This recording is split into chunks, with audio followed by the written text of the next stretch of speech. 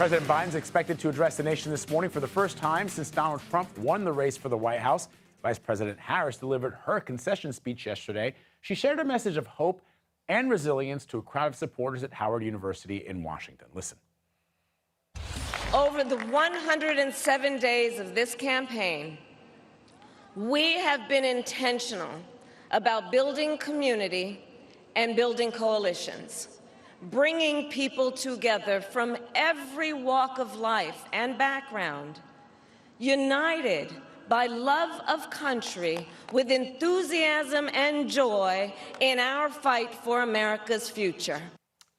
All right, so what is next? CBS News political reporter Zak Hudak has been following the Harris team, and he joins me now to discuss. Zak, I know we're expected to hear from President Biden at around 11 a.m. Eastern. Any word on what we can expect him to say?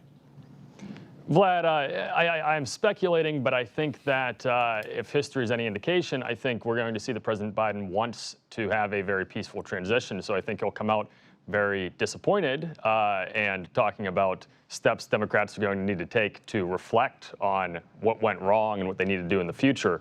But I think he's going to come out and also congratulate former President Trump, who has been a political enemy of his for about a decade now. But I think we can expect that, and nothing, no surprises to the effect of 2020 and all of the very, very harsh rhetoric we heard after the election from the losing candidate. Zak, the vice president also made a point, speaking of peaceful transition, to make that sort of the bedrock of her concession speech yesterday. She talked about following the Constitution of the United States. At one point, the vice president saying, we do not swear allegiance to a party or to a president, but to the Constitution of the United States. Given that Donald Trump has, of course, already been at the White House during his 4 years as president, when do we expect that sort of tradition where the president-elect visits the White House and the president of the United States welcomes them?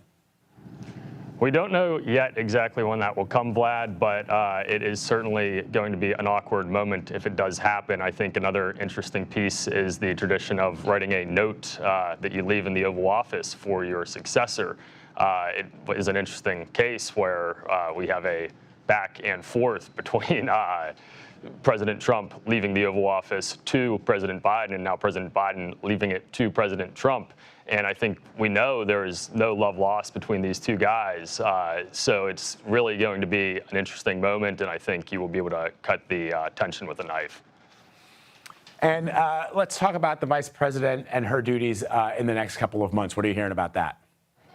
I think that one of the prime things that she will have to do is reflect and try to figure out what Democrats need to do. I'm sure she still has political aspirations for the future, and a big part of that is going to be identifying where they went wrong here, both on messaging and on political strategy, the places they were going and the voters they were focusing on.